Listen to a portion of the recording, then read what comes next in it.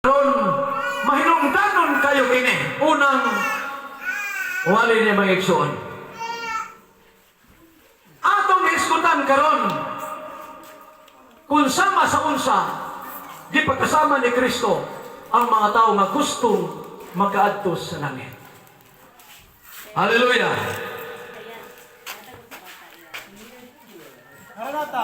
Mingaw na. Maranatha. God is good. Praise the Lord. Amen. Praise the Lord. Amen. Praise the Lord. Amen. Amen. Dalay ko ng Diyos. Ingon ang pag-uli. Isa kong gusto ng makantog langit. Si Kristo mingon sa Kapitulo 18 sa Mateo. Gawas kung kamo, mahimong samas, mga bata. Iya man gitudlo tong tiguang na nga nasa atubangan. Ingon na yung natudan. Lain ay magwawaliha, bakit? Mangigo man. Dili mo kantos langit. Gawas kung kamo, mahimong samas, mga bata. Gibataan siguro niya eh. Igunis ko mo, kay ngunit tiguan. Yung basta maraglain kay timpla ning magwawaliha. Sunod nga schedule niya.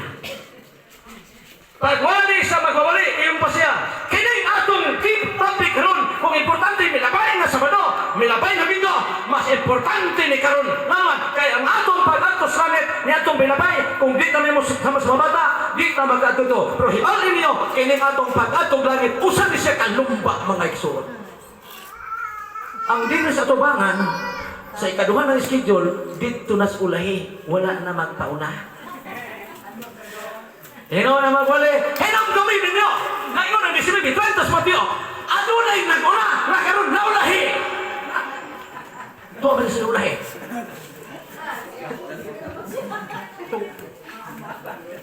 Kinitan niyo po yung tawanan eh. Mahawa niyo, basta hapit na kita, hapit na kita.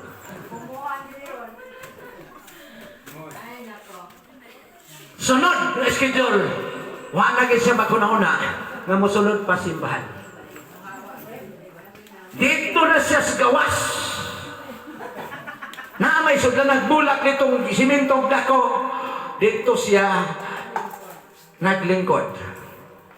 Ikatulong schedule. Tindog na mo pala. Mayo nga adlaw kanito na pagigsunan. Hinumdumig, humanan duha. Ikatulo na. Isa na likuan. Gamay na likod. Magbulag-bulag na ta. Importante mo itong pirmiro, ikaduha. Kini ikatulo. Himabihan na importantihan eh. Nga naman, kasong pagkalagad.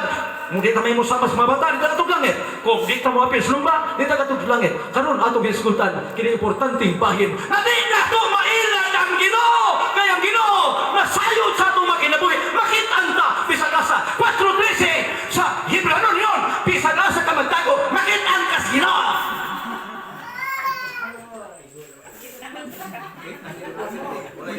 Ako giginitan yung tawanan eh. Siya last na lang yun. Kaya last na lang po na niya. May pailo pa yun siya. Exon ang simbahan. Pareha masimbahan sa Tagum Central. Kung nag-adto mo, na ay balkone. May balkone si Sir, nag-adto mo dito. Kaya di ako sa una. Anak ko si Bobo katong ako na lang isa nagsimba. Muna hinungdan nga ang mingaw ang langit, akong nakumpos naman. Yung Tagalog, ang marunong lumingon sa kanyang pinanggalingan, di makarating sa kanyang parunan. Nagsige kong simba ko ng isa, muna nilingi ko, wala ko ikauban. Mingaw kayong langit, umuadto ko, ako lang isa. Puslan man na mingaw ang langit, ato si Impierno para di ko. Diha, di anang simbahan. Atong simbana kay naamay balkone, siya makita gapon ning tawana. Dito na siya sa taas. Unya nagpaulay pa siya. Ano na siyang makita? Niwali ang magwawali katapos ang higil. Mga igsoon ko, kini mo'y pinaka-importante na tabi ko, katapusan ako din pag-igsulti ninyo. Hinaot ang tabi yun yung masabtan pag-ayo, kay matong tumaw ang langit. Amen? Naminaw na ang tao dito sa taas. Siyang topic na to karon, final na gini, palangit na gini siya. pa niya ang topic nga atong hisgutan karon. Kung unsaon nga makaadto kita og langit. Ingon pa niya ang atong gitik karon 11:14 sa Lucas. Bulahan ang nagpaubos kay ipataas. Ya kay tuwa sa taas. Human sa visitation sa mga magawali ang mga tao na backslide na gyud siya. Kaya una siya gigisigihan iko.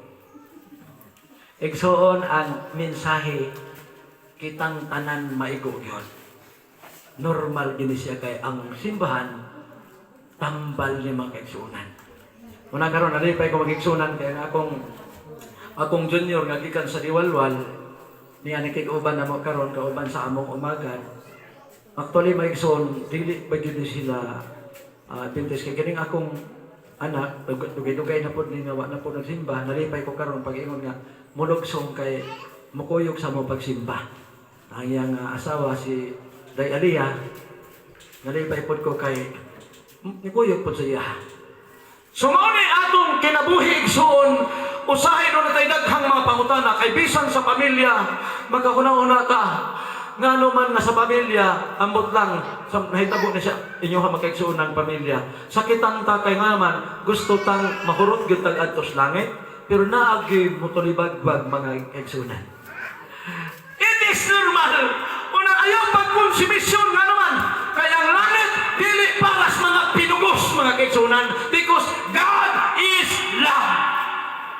Ang atong katungdanan musulti nila magpahirumdom nila dili kay pugso na to sila kay ang Dios na higugma wa mamugos muhatag ta og tsansa nga sila mopili sa ilang kinabuhi. Also 32 sa Juan sa diyang masayran nimo kamaturan makabaton kag kagawasan. Munang ako niadto ala wara-wara nga naman ay kinabuhi natay kisubay. Munang si David niyon 16:5 Salmo padayon na Dios ang akong kapalaran diha sa imong kamot. Bisan magkaunsa man kinabuhi nato ang nakanindot nga ang atong kapalaran naagyod sa kamot sa Ginoo.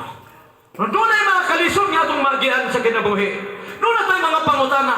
Ang atong solusyon mao ra gyud ang pagluhod, pag-ampong atos Ginoo. Kini ang junior daghang panahon wa man siya naibalo gihilaka na mo ni siyang mama. Karon medyo nalipay mi kay ang iyang karakter medyo nausab na. Pero among gihilakan kay nga naman gitagaan na mo siya libre. Nga naman kay maumay ang piliong nga dalan. Munang daghan tag mga pangutana sa kinabuhi usahay.